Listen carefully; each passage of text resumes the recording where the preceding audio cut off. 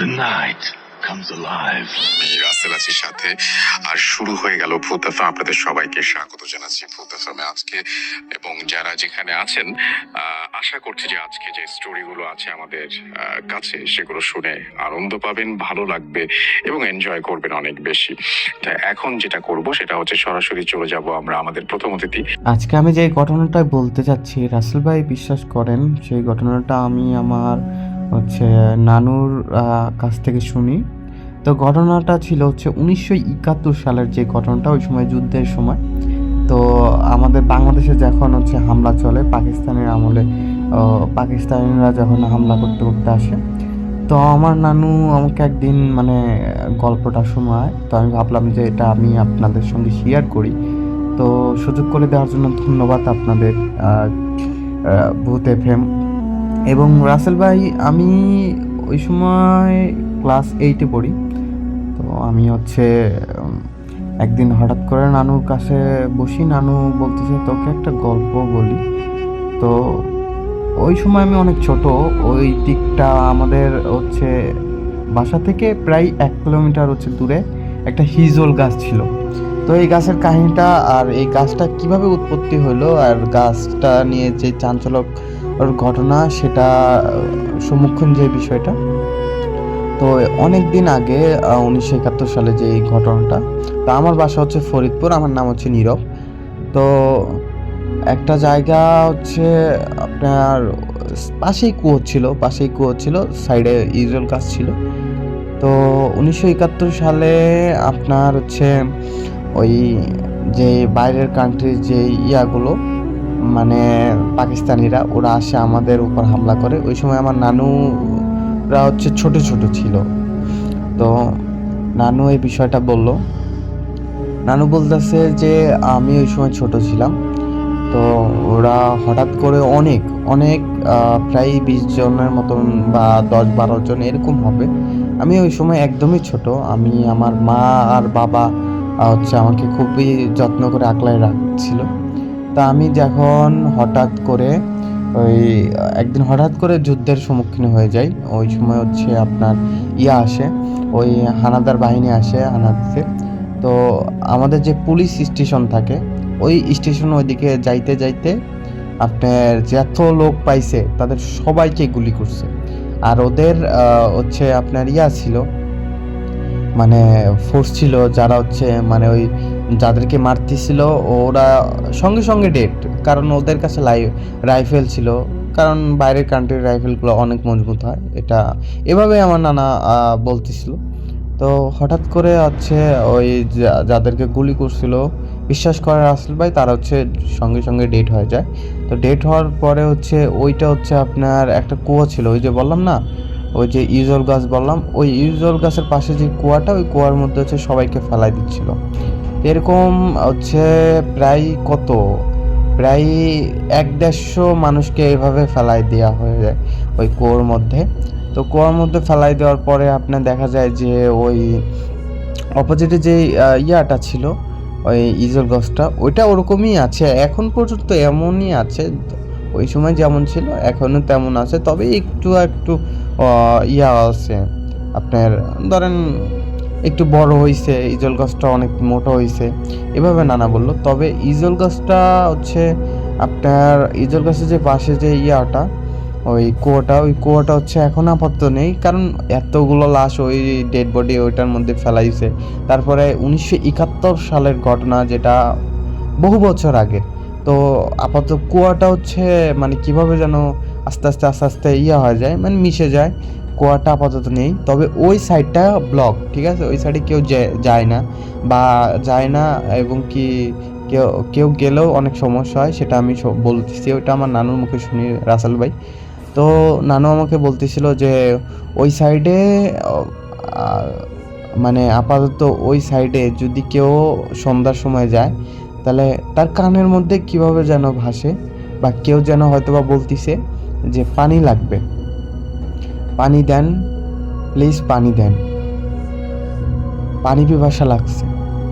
আর যখন হাঁটে মনে হয় শুকনা রাস্তা, মনে হয় যে কে যেন পানি ঢেলে দিছে বা বৃষ্টি পড়ছে, এরকম প্যাক একটা হয়। তবে মাটি কিন্তু শুকনাই, এরকম একটা ইয়ে হয়।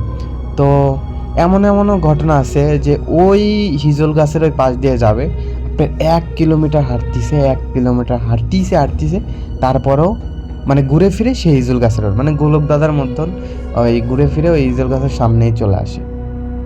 এখন আরেকটা যে বিষয়টা বললো যে একদিন নানার হচ্ছে ছোট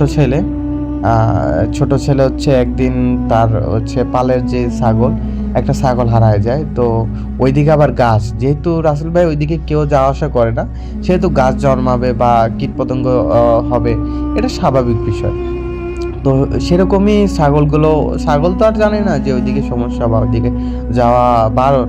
তো ওইদিকে ঘাস টাস খাইতে গেছে। তো আমার ছোট মামা হয়তো ভাবছে যে এদিকে যাওয়া গেছে হয়তো বা ছাগল। তো খুঁজতে খুঁজতে একদিন হঠাৎ করে যাওয়ার পরে আপনার সন্ধ্যা হয়ে যায়।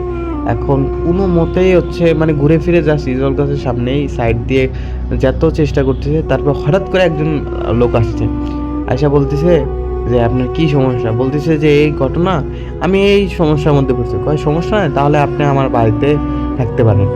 তো এভাবে বলছে। তো বলার পরে তো এরকম হাঁটতে হাঁটতে হঠাৎ করে ওই ইজল গাছের সামনেই চলে আসছে আবারও।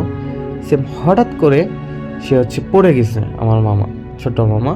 তো পড়ে যাওয়ার পর রাসেল ভাই হাতের মধ্যে হচ্ছে কাদা লাগছে। ওই যে বললাম যে আজকে কিন্তু কোনো বৃষ্টি পড়ে নাই, সেদিনকে রাতে বা সেদিনকে কোনো বৃষ্টি পড়ে নাই। সেদিনকে হচ্ছে এরকম একটা শুকনা বা এরকম একটা হচ্ছে রৌদ্র একটা সময়। তো ওই সময় যখন হাতের মধ্যে কেদা বা প্যাক বলে, যে যার গ্রামের ভাষায় যেটা বলে, তো হাতের মধ্যে হচ্ছে প্যাক জড়াই গেছে বা কেদা বলতে পারেন। হাতের মধ্যে লাগার পরে যখন পড়ে গেছে মাটিতে, তখন ওই লোকটা, মামার পাশে যে লোকটা ছিল, সে হচ্ছে তার মানে টান দিয়ে উঠাবে। তো টান দিয়ে উঠাতে গেছে, তাহলে তার শরীরে স্পর্শ লাগছে, মানে হাতে স্পর্শ লাগছে। এখন দেখে যে তার হাত প্রচণ্ড বরফের মতন ঠান্ডা। তো মামার মনে মনে একটু সন্দেহ আসলো যে কি না কি আসবে বিষয়।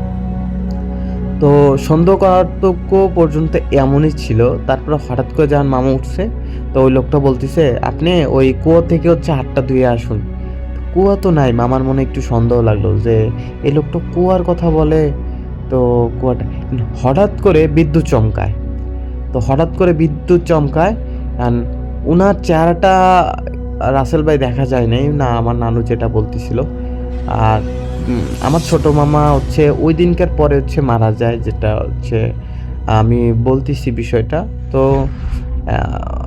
রাসেল ভাই ওই কুয়োতে যখন মানে কুয়োর পাশেই ছিল, বিদ্যুৎ চমকালো, হঠাৎ করে দেখে যে মানে তার পা নেই। মামা তো বুঝতে পারছে যে সে হয়তো বা হচ্ছে মানে ওই ভূত টুত হয়তো বা কিছু বা কোনো জিন টিন, খারাপ জিন হতে পারে। তো মামা যখন এই ঘটনার সম্মুখীন হয়েছে, মামার তো মানে বুক পা হাত পা সব থরথর করে কাঁপতেছে। তো এতটুকু কাঁপার পরে আমার নানা যেটা বললো, নানা বলতেছে নানা কিন্তু এইগুলার ঘটনা এর আগেও হয়েছে, কারণ নানা অনেকবার এরকম ফেস করছে। তবে আমার নানা হচ্ছে আপনার ওই মানে এগুলার সম্মুখীন ওই যে 1971 সালের উনি ছোট ছিল। 1971 সালে তার এজ মনে হয় আপনার ওই রাসেল ভাই এই তো 6-7 বছর। তারপর আস্তে আস্তে এই গল্পটা উনি শুনছে উনার মায়ের কাছে। আর মামার ওই সময় ছিল আপনার হচ্ছে কত 18-19 বছর। মামা ওই সময় আনম্যারেড ছিল, বিয়ে শাদী করেনি। তো মামা হচ্ছে এই ঘটনার সম্মুখীন হওয়ার পরে আপনার যখন দেখলো, তো হঠাৎ করে মানে ওইখানকার সবাই জানে যে ওইখানে যদি কেউ কিছু দেখে বা তার সামনে এসে পড়ে, তো সে অটোমেটিক মাটিতে শুয়ে পড়বে। তো মামাও সেভাবে ডাইরেক্ট ভয়তেই শুয়ে পড়ছে। শুয়ে পড়ার পরে ওই কানে কানে আইসা বলতেছে যে তুই আজকে মাটিতে শুয়ে পড়ছস বিধায় বাইচা গেলি, নাইলে তোকে আজকে কুয়োর মধ্যে নিয়ে যাইতাম। কুয়োর মধ্যে কি আছে তোদেরকে সবাইকে দেখাইতাম। তো এভাবে কানের মধ্যে ফিস কইরা চলে যায়। সকাল হয়, ওই মামা এরকম সম্মুখীন হওয়ার পরে জ্বর আসা যায়। মামার প্রচণ্ড জ্বর, তো এরকম করতে করতে আজকে 2 দিন, কালকে এরকম জ্বর হইতে 1 দিন, 2 দিন, 3 দিন মামা তার 3 মাস পরে ডেথ হয়ে যায়, মারা যায়। তো মারা যায়। এরপর থেকে মানুষ আরো সচেতন হয়। এর আগে অনেক ঘটনা হইছে। তবে এরকম অলৌকিক বা এরকম একটা ঘটনার সম্মুখীন কেউ হয়নি। বা ঘটনা হইছে, জ্বর আসছে, সেরে গেছে, সে এখনো বেঁচে আছে। তারপর থেকে ওই এলাকাতে কেউ যায় না। ওই এলাকাতে একদম নিষিদ্ধ দেওয়া হইছে। কারো যাওয়া ঠিক না। তো রাসেল ভাই, আজকের ঘটনা আমার এই পর্যন্তই। দেখা হচ্ছে পরবর্তী কোনো এক ঘটনাতে। সবাই ভালো থাকবেন, সুস্থ থাকবেন। আর যেখানে যাওয়া বারণ আমার বেটার, এবং আমার মনে হয় সেখানে না যাওয়াটাই বেটার হবে আপনাদের জন্য। কারণ মানুষের জীবন আজ আছে, কাল নাও থাকতে পারে। তো সবাই সুন্দরভাবে চলাফেরা করবেন, ফ্যামিলির উপর দায়িত্ববোধ হয়ে সব কিছু দেখে শুনে রাখবেন। খোদা হাফেজ সবাইকে।